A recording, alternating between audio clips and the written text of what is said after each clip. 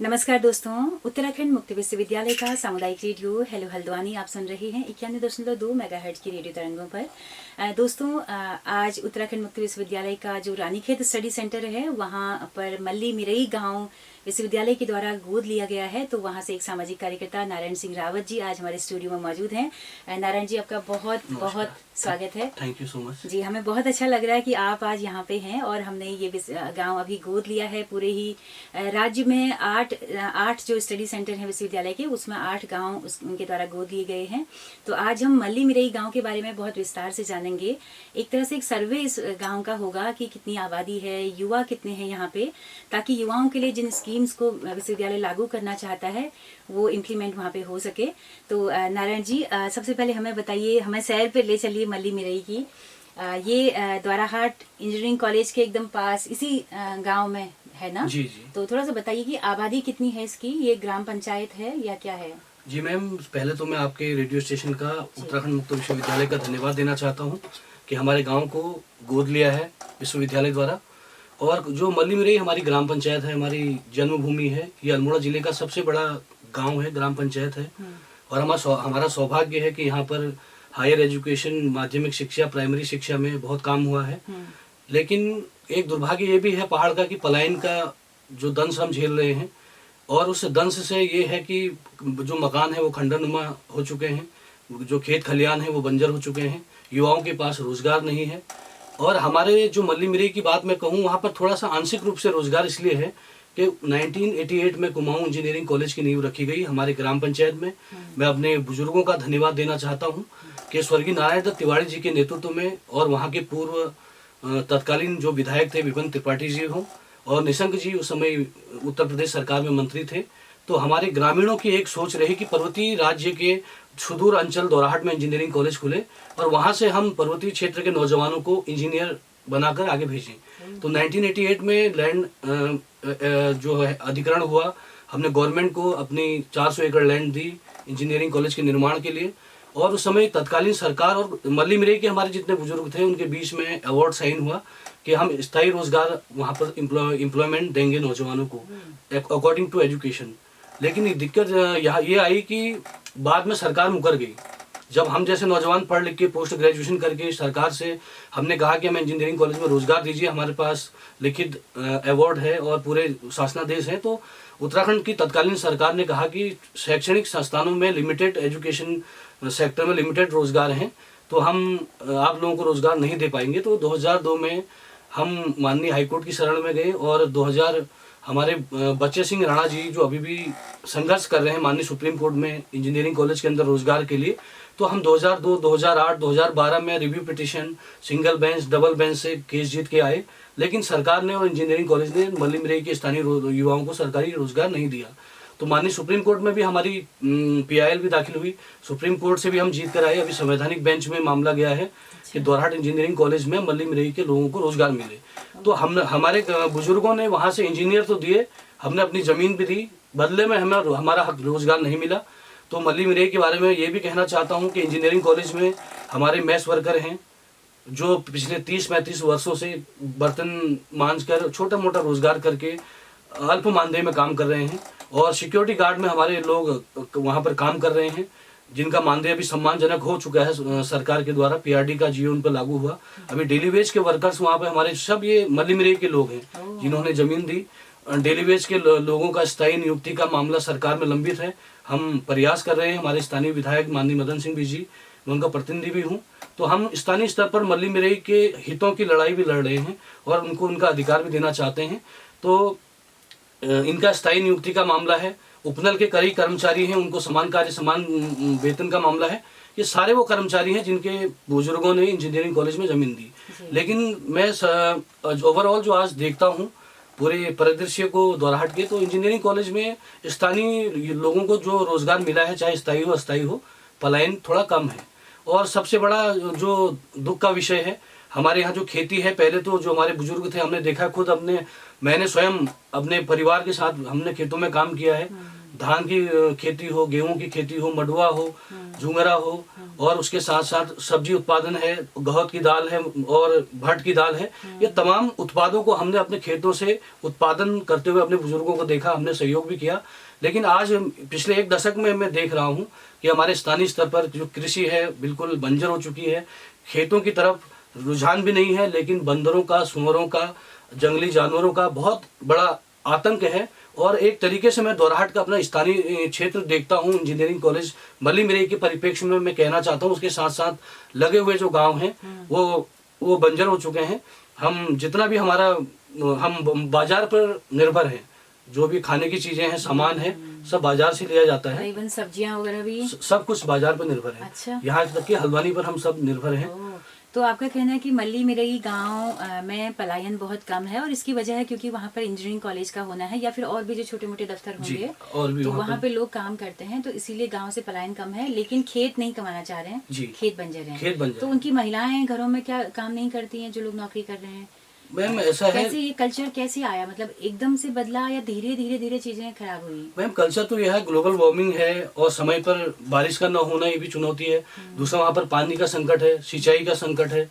और हमने देखा कि पिछले 1 दशक में खेत बंजर हो चुके हैं, उसमें जंगली जानवरों का भी बहुत बड़ा एक आतंक है। और कुछ हमारी उदासीनता है, कुछ लोग जो हमारे कई नौजवान बाहर रहते हैं, उनकी फैमिली बाहर शिफ्ट हो गई, और जो अभी कुछ एक पीढ़ी जो पेंशन पर निर्भर है वो पेंशन से अपना गुजारा कर रहे हैं। कुछ लोग इंजीनियरिंग कॉलेज में सर्विस करते हैं, कुछ स्थानीय हमारे मल्ली मिरई एक ऐसी जगह पर विस्थापित है, वहाँ पर इंजीनियरिंग कॉलेज है, पॉलिटेक्निक कॉलेज है, और आपका सामुदायिक स्वास्थ्य केंद्र है, पशु चिकित्सालय है, और आपका फूड कॉर्पोरेशन का डिपार्टमेंट है। सारे डिपार्टमेंट इंजीनियरिंग कॉलेज के और मल्ली मिरई के नियरेस्ट हैं बहुत। अच्छा जी। और स्कूल इंटर कॉलेज है क्या वहाँ पे? इंटर कॉलेज हमारे दोराहाट में है। अच्छा, दोराहाट की दूरी कितना है वहाँ से? वहाँ से 3 किलोमीटर लगभग दोराहाट की दूरी है। अच्छा। उससे 2 किलोमीटर आगे 5 किलोमीटर पे गर्ल्स इंटर कॉलेज है। अच्छा, ये girls inter college, girls inter college है। और हमारे मल्ली मिरई के आसपास प्राइवेट स्कूल भी हैं, और प्राथमिक, माध्यमिक और इंटर कॉलेज के सभी सरकारी स्कूल भी हैं।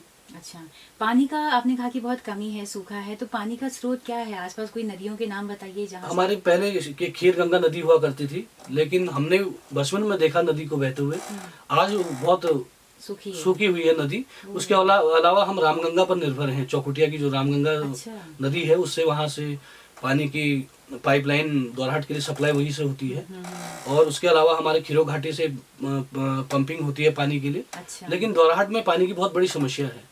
अगर पानी की आपूर्ति सही रहे तो दोराहाट में बहुत कुछ हो सकता है। अच्छा, दोराहाट को अगर थोड़ा समझें तो थोड़ा सा संक्षिप्त में बताते चलिए कि दोराहाट में कितनी आबादी है, वहाँ पर भी क्या गांव से पलायन होके लोग वैसे हैं दोराहाट में? मैम दोराहाट का तो एक गौरवशाली इतिहास रहा है।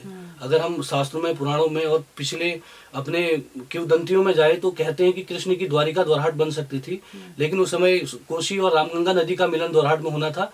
लेकिन जो कोसी नदी है उसका टर्न नहीं हुआ, या रामगंगा नदी नहीं मिली, तो संगम न होने से कृष्ण की द्वारिका वहां नहीं बन पाई। और उसके अलावा कत्यूर वंश की वो तपस्थली रही है, पांडवों के अज्ञातवास की तपस्थली रही है। हमारे यहाँ पांडवों के आज भी जो उस दौर के कुछ यादें जुड़ी हैं, पांडुखोली है। पर्यटन, धार्मिक पर्यटन के क्षेत्र में मैं बोलना चाहता हूँ, हमारे यहाँ विश्व विख्यात महाअवतार बाबा जी की गुफा है, जिन्हें शिव अवतार बोला जाता है। योगदा सत्संग सोसाइटी ऑफ इंडिया का आश्रम है। और महादेव शिव का धाम भीमांडेश्वर है, जिनका कुमाऊं के इतिहास में बद्रीदत्त पांडे जी ने उस पर प्रकाश डाला है। तो दोराहाट का जो पूरा एरिया है, जो नगरीय एरिया है, उसमें थोड़ा सा पलायन कम है। लेकिन दोराहाट के कई ऐसे क्षेत्र हैं, जैसे ईड़ा बारखम का क्षेत्र है हमारा, और भिक्यासेन वाला क्षेत्र है, सुरई खेत वाला क्षेत्र है, और उसके साथ साथ जो अन्य हमारे सुदूर क्षेत्र हैं, वहाँ पर पलायन बहुत ज्यादा है। वहाँ तो आज ये है कि गांव में बहुत मुट्ठी भर लोग रह चुके हैं, और कृषि का हाल पूरे दोराहाट में एक जैसा ही है। एक हमारा जो बगवाली पोखर का क्षेत्र है, वो कृषि बेल्ट है। वहाँ पर बासुली सेरा, हाट नौसार और रावल सेरा ऐसे बड़े बड़े सेरे हैं। अच्छा। वहाँ पर कृषि होती है। उसके अलावा जो हमारे दोराहाट से हमारे विधानसभा का क्षेत्र चौकुटिया है, वो कृषि बेल्ट है। लेकिन दोराहाट का जो क्षेत्र है, वहाँ पर कृषि ना के बराबर है आज के समय में। पानी न होने की वजह पानी से। ना होने के कारण, जंगली जानवरों के दंश के कारण, और कुछ हमारी उदासीनता जो हम अपने कृषि के प्रति समर्पण भाव नहीं दिखाते, तो उसका ये सब समावेश है। बिल्कुल, ये भी एक बड़ी वजह है कि हमें लगने लगा कि हम भाई गांव में तो कोई रोजगार नहीं है, जी क्योंकि उद्यमिता को हमने लगभग छोड़ दिया ना। जी हमें लगा कि ब्लू कॉलर जॉब ही शायद सब कुछ है। जी। तो थोड़ा सा वहाँ के युवाओं के बारे में आप बताएं कि एक तो गांव में बुजुर्ग कितने हैं, आबादी आपने बताया कि 3000 आबादी बहुत मायने 3000 रखती है। आबादी है तो इसमें गांव और तोप कितने होंगे? मैम इसमें जो हमारा मल्ली मेरई है, इसमें लगभग 7-8 तोक हैं। तोक भी क्या, पूरे गांव हैं। अगर आप कहें तो मैं गांव के नाम भी, हाँ बिल्कुल बताएं, जैसे बिल्कुल हमारे श्रोता शायद सुनना चाहेंगे। ग्राम पंचायत मल्ली मेरई के अंदर जहाँ से हम आते हैं, ग्राम भौरा है, उसके साथ मल्ली मेरई है, तल्ली बाखली तोक है, मल्ली बाखली तोक है, सीमोखन है, भीमोगैर है, तल्ली डटोली है, दिखोली है, खवा का तोक है, दाना मिरई है, पूर्णिया है। तो ऐसे बहुत बड़ा क्षेत्र है। और नौजवानों की बात करें तो शिक्षा का स्तर अच्छा है।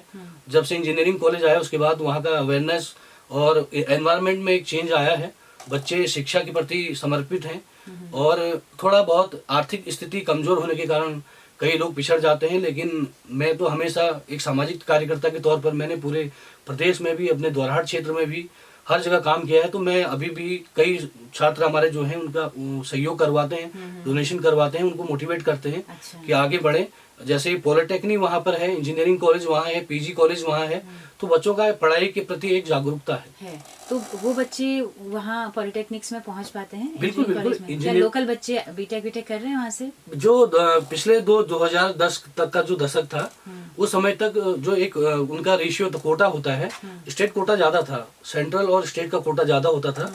और अब उसमें चेंज आए तो अब जो हमारा स्टेट का कोटा बढ़ चुका है, तो उसमें जिले के भी, क्षेत्र के भी कई इंजीनियर भी बन रहे हैं। पॉलिटेक्निक में बहुत सारे छात्र हमारे पढ़ रहे हैं। तो अब कोई भेदभाव ऐसा है नहीं, सभी को समान अवसर मिल रहे हैं। अच्छा, मल्ली मेरई के कितने लोग होंगे पॉलिटेक्निक में? कुछ तो हमारे मल्ली मेरई के कम से कम जितने बच्चों को मैं जानता हूँ 15-20 बच्चे तो पॉलिटेक्निक में ही, और उससे ज्यादा भी हो सकते हैं। उसमें गर्ल्स भी हैं? गर्ल्स भी हैं, बॉयज भी हैं। अच्छा, ये पॉलिटेक्निक दोनों के लिए होगा? हाँ, गर्ल्स बॉयज दोनों के लिए। अच्छा, और इंजीनियरिंग कॉलेज में? इंजीनियरिंग कॉलेज में भी कम से कम 20-25 से ज्यादा बच्चे होंगे। मल्ली मेरई के? मल्ली मेरई के तो हमारे होंगे 8-10 बच्चे। अच्छा, इतने हैं इंजीनियरिंग कॉलेज में हैं। अच्छा, तो इसका मतलब एक माहौल, एक इकोसिस्टम तो है पढ़ाई का ना? जी बिल्कुल, तैयारी का। वहाँ कोई पुस्तकालय वगैरह खुले हैं क्या? पुस्तकालय तो एक ही है, दोराहाट में है पुस्तकालय। अच्छा। बाकी इंजीनियरिंग कॉलेज का अपना पुस्तकालय है। अच्छा, बच्चों के लिए। अच्छा, जैसे आजकल जगह जगह पुस्तकालयों के बहाने लोग तैयारी कर रहे हैं ना, आजकल एक माहौल सा बना है, बच्चों को एक सेंटर जैसा मिल जाता है पढ़ने के लिए। तो ऐसे एक मल्ली मेरई में भी खोला जा सकता है? खोला तो जा सकता है। मैं तो उत्तराखंड मुक्त विश्वविद्यालय, आपके विश्वविद्यालय से कहना चाहूंगा कि अगर विद्यालय गोद लिया है तो पुस्तकालय वहाँ पर खुले, और साथ ही स्किल डेवलपमेंट पे काम हो, कंप्यूटर एजुकेशन पे काम हो, और महिला सशक्तिकरण, चाइल्ड केयर, तमाम ऐसे चीजों पर काम होना चाहिए। क्योंकि हम भी बड़ी उम्मीद से यहाँ पर आए हैं। अगर मुक्त विश्वविद्यालय ने गोद गांव को लिया है तो धरातल पर कुछ दिखना चाहिए।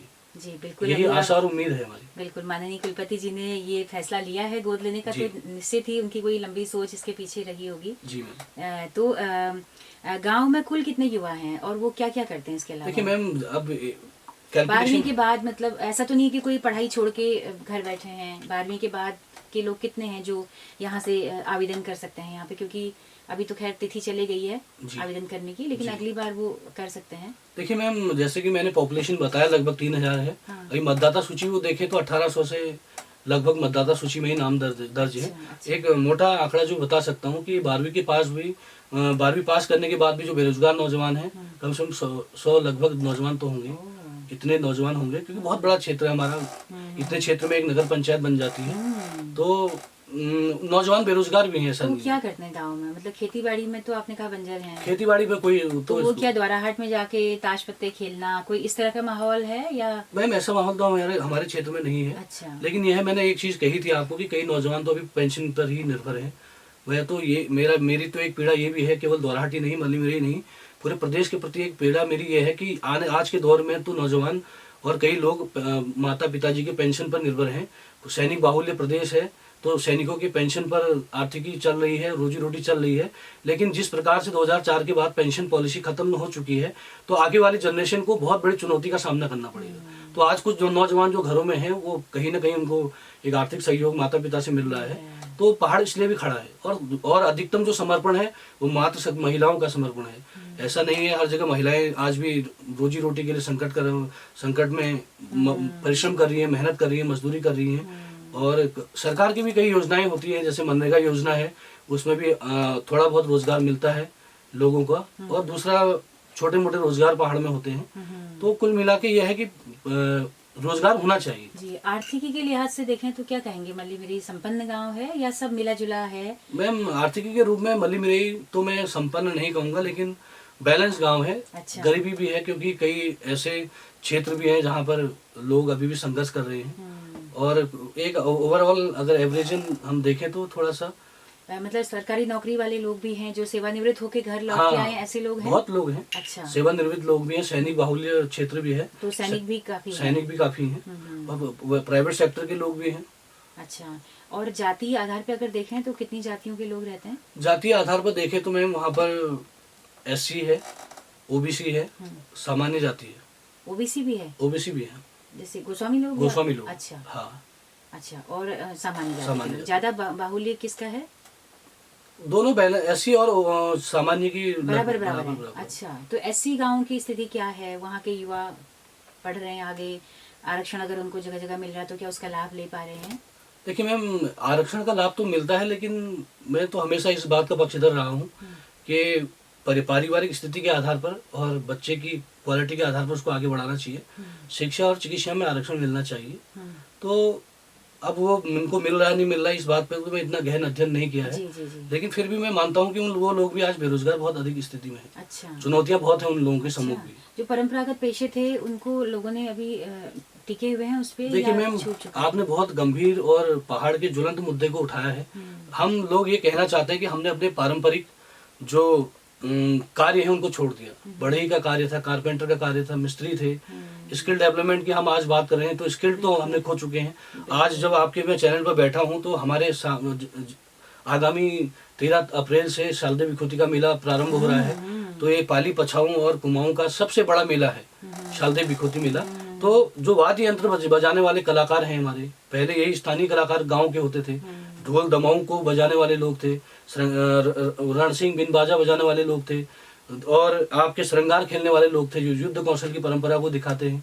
लेकिन आज ये सारे कलाकार भी विलुप्त हो रहे हैं। जागरी लगाने वाले जगरिये होते थे, अब बहुत कम लोग ये रह चुके हैं। तो मतलब हमने अपने जो पारंपरिक रोजगार है उसको अपनाने का काम नहीं किया। एक दौर चला आया, क्योंकि मैं तो ये भी मानता हूँ कि हमारे अधिकांश जनसंख्या जो है, हम हैं जो भेड़ चाल में चलते हैं। हमने नौकरी को सब कुछ मान लिया, हमने स्किल डेवलपमेंट और स्वरोजगार के क्षेत्र में काम ज्यादा नहीं किए। अब थोड़ा ये है कि जब चुनौतियां बहुत ज्यादा आ रही हैं, अब जब हमारे सामने आर्थिकी का संकट है, तो पशुपालन के क्षेत्र में, दुग्ध डेयरी के क्षेत्र में, मुर्गी पालन, बकरी पालन और इन मोहन पालन, इसमें कुछ लोग काम कर रहे हैं। लेकिन मैं आपके रेडियो के माध्यम से अपने नौजवानों को, अपने क्षेत्र के लोगों को एक संदेश देना चाहता हूं कि हमें अपना पारंपरिक जो कार्य है उसको नहीं छोड़ना चाहिए। और अब समय आ गया है कि हम अपने शर्म को त्याग कर अपने पेशे को आगे बढ़ाना चाहिए। जैसे हमारे लोहार का कार्य करने वाले लोग हैं, बहुत अच्छा उसमें इनकम ऑफ सोर्स है। और बढ़ई का कार्य, मिस्त्री हमें नहीं मिल रहे हैं। आज हम दोराट क्षेत्र में देखें तो या तो बिहार के लोगों का बोलबाला है बाजार पे, या नेपाल के लोगों का बोलबाला है, और लाखों रुपए कमा के ले जाते हैं। और हमारे लोगों ने अपना कार्य, पैतृक कार्य छोड़ दिया है, केवल और केवल फोकस है नौकरी की तरफ। लेकिन मुझे नहीं लगता है कि जिस प्रकार से हम मध्यम वर्गीय परिवार के लोग हैं, या हमारे पहाड़ से जो नौजवान निकल रहे हैं, वो इतने दक्ष हैं कि वो मेट्रोपॉलिटन सिटीज में अपने आप को प्रूव कर सके, सर्वाइव कर पाए। और कुछ लोग अगर कर रहे हैं तो चुनौतियां बहुत बड़ी हैं उनके सामने, बहुत ज्यादा पारिश्रमिक नहीं मिलता उनको, लेकिन अपने बच्चों के पालन पोषण के लिए प्रदेश में काम कर रहे हैं। लेकिन हम तो अपनी सरकारों से भी ये कहना चाहते हैं कि कुछ बड़ा होना चाहिए। स्वर्गीय नारायण दत्त तिवारी जी जब आए थे मुख्यमंत्री बन के, तो उन्होंने सिडकुल जैसी इंडस्ट्री लगाई, लघु उद्योग और पूरे उद्योग जगत को एक संदेश दिया उत्तराखंड को। उन्होंने हरिद्वार में भी और हमारे उधम सिंह नगर में भी सिडकुल खोलने का काम किया, उद्योगों को लाने का काम किया। उसके बाद यहाँ के युवाओं के लिए 70% का आरक्षण का प्रावधान किया। तो उसके बाद मैं कोई पॉलिटिकली किसी को क्रिटिसाइज नहीं कर रहा हूँ, लेकिन विजनरी जो लीडरशिप है वो देखने को नहीं मिलती है। आज हमारा अब समय आ चुका है कि हम कम से कम अपने पर्वतीय जिलों में भी लघु उद्योगों को लेके आए। अब मैं द्वाराहाट का क्षेत्र है, मैं चाहता हूं कि जैसे द्वाराहाट में एजुकेशन का बहुत अच्छा स्कोप है, तो मेडिकल फैसिलिटीज हो और रोजगार की भी फैसिलिटीज हो। कम से कम सरकार अगर हर जिले में अगर एक उद्योग छोटे लगाए तो उससे पलायन को रोक सकते हैं। बिल्कुल, और उद्योग सारे जो हैं वो तराई में लगे हैं, तराई में लगे हैं, तो फिर जो सड़कें पहाड़ तक पहुंच रही थी वो नीचे को युवाओं को भी लेके आ रही हैं जी। ये भी एक विडंबना है जी। तो काफ़ी बातें आपने बताई और आप काफ़ी सजग और संवेदनशील हैं अपने इलाके के मुद्दों को लेकर। नारायण जी, और अगर हम जानना चाहें थोड़ा सा गांव को, तो बताइए कि जैसे खेती बाड़ी तो बिल्कुल चौपट है, तो सब कुछ क्या बाजार से ही खरीदा जाता है? मैम हल्द्वानी की मंडी का ही सब कुछ, मतलब गेहूं भी वहीं का खा रहे हैं? 90% तो मैम मैं मानता हूँ। अच्छा, कि हम बाजार सस्ते गल्ले का, या सस्ते गल्ले का तो जो कॉन्सेप्ट है वो है ही, जो राशन फ्री कुछ लोगों को मिलता है वो उस पर बनाने की तरफ बढ़ाएं। गांव में नौलेधारों की स्थिति क्या थी? क्या शुरुआत में कोई नौलेधारे थे जो अभी जीर्णोद्धार जिनका जरूरी है, जो पड़े हुए हैं? मैम नौलों का तो हमारा बहुत बड़ा इतिहास रहा है। अल्मोड़ा जिला नौलों के लिए जाना जाता है, और जब पांडव आए और अज्ञातवास में रहे और जब वहाँ पर कत्यूरों का शासन रहा, तो उनके आज भी नौले जीवित हैं और अधिकांश नौले अब सूख चुके हैं। उन्हें पुनर्जीवित करने के लिए हमने कई बार प्रयास किए, और मैं तो ये भी मानता हूँ कि कई जो NGOs हैं, मैंने 3 साल एक एनजीओ के साथ काम किया, नौला फाउंडेशन करके। अच्छा। लेकिन मुझे दुख होता है कि ऐसे भी लोग आते हैं पहाड़ में, जो पहाड़ के सीधे साधे हम जैसे लोगों को यूज करने का काम करते हैं, और उन्होंने एक बड़ा विजन दिखाया कि हम जो हमारी खीर गंगा है द्वाराहाट की, इसको हम पुनर्जीवित करेंगे, हम चेक डैम बनाएंगे, हम प्लांटेशन करेंगे, और हम कई गांवों में काम करेंगे। तो जो शुरुआती डाटाबेस जुटाना था, रिसर्च का जो समय था, हमने उसमें बिताया। हमारे अंदर एक उमंग थी, एक जिज्ञासा थी, और एक क्षेत्र के लिए समर्पण था कि हम द्वाराहाट के नौलों को पुनर्जीवित कर सके, क्योंकि नौलों का एक इतिहास रहा है अल्मोड़ा जिले का। हमारे द्वाराहाट में भी जो कुआं नौला है, हाथी नौला है हाट गांव में, और ऐसे कई नौले हैं, पौराणिक नौले हैं कि कई नौले आज सही स्थिति में, पानी भी है उनमें, लेकिन अधिकांश नौले सूख चुके हैं। तो हमने नौला फाउंडेशन के दिशा निर्देशन में शुरुआती दौर में डाटा जुटाने का काम किया। उन्होंने कहा कि नमामि गंगे प्रोजेक्ट से हम यहाँ पर बड़े बड़े प्रोजेक्ट ला रहे हैं, हम इनको पुनर्जीवित करेंगे। तो हम तो सीधे साधे पहाड़ के लोग हैं, हमें जैसा सपना दिखाया हमने किया, डाटा जुटाया, सब कुछ किया।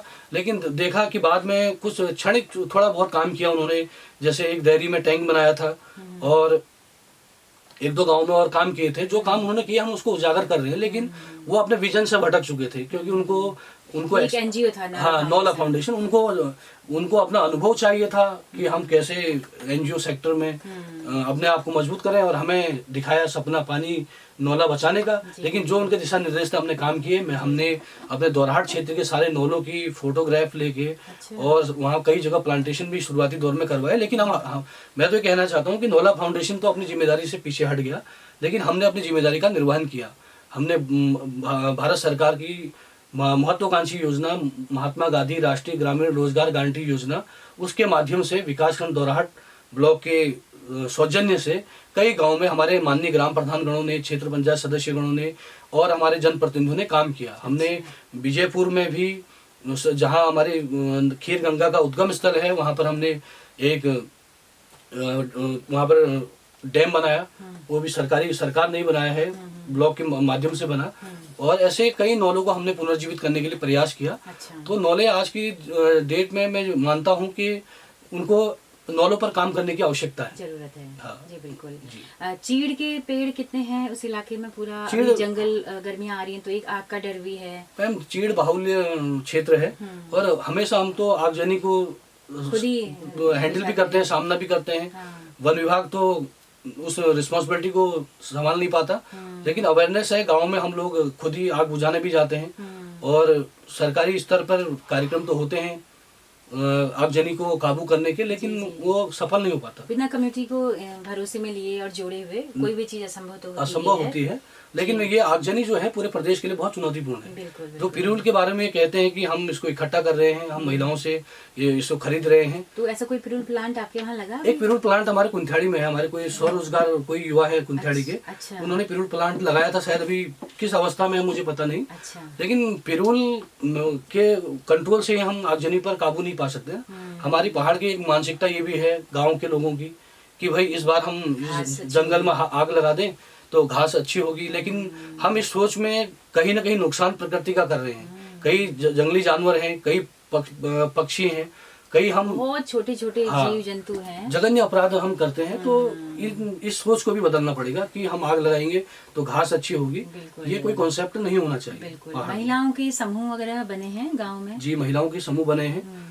मैं तो खुद आज से लगभग अपने 2009 का दशक जो वो याद करते हैं, मैं मल्ली मिरई मंगल दल का अध्यक्ष रहा। अच्छा, 2009 में? 2009 में मेरा जो सामाजिक शुरुआत हुई वो मेरे गांव से हुई। अच्छा। मुझे मेरे गांव के लोगों ने, मल्ली मिरई के लोगों ने सर्वसम्मति से उस समय मंगल दल का अध्यक्ष बनाया। अच्छा। उसके बाद में ब्लॉक मंगल दल के अध्यक्ष के लिए भी निर्वाचित हुआ।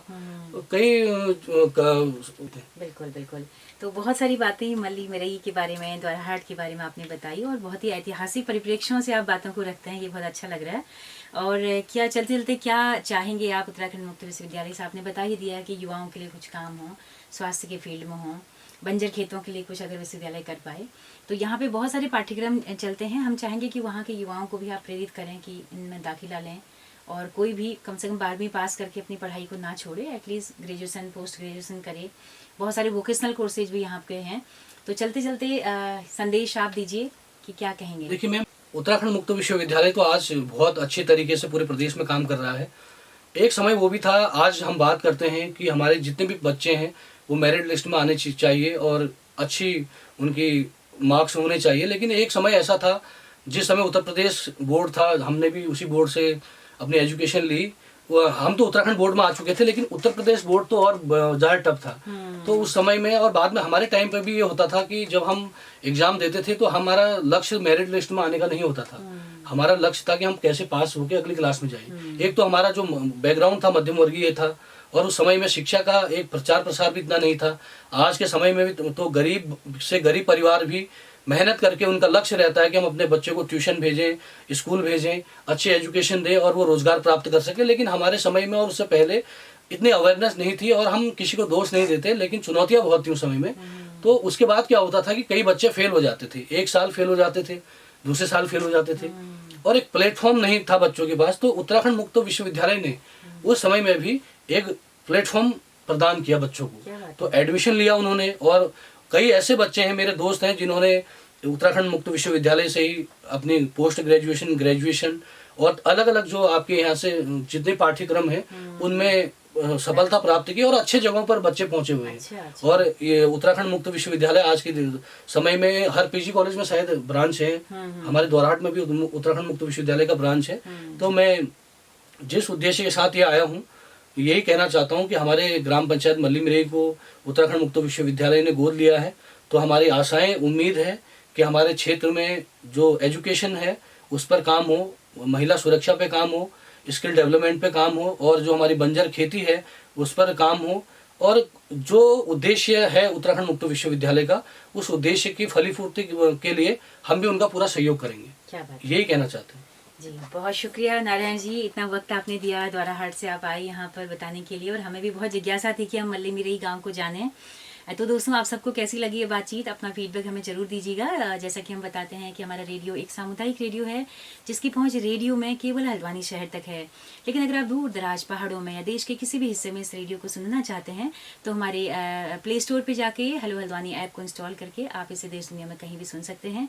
फेसबुक पेज और यूट्यूब चैनल के जरिए भी आप इसको सुन सकते हैं। आपके फीडबैक का बहुत बेसब्री से इंतजार रहेगा। तो नारायण जी, आपका बहुत बहुत शुक्रिया। जी, तो नारायण जी के साथ में अपनी रेडियो द गड़ी सुनीता भास्कर को दीजिए इजाजत। नमस्कार।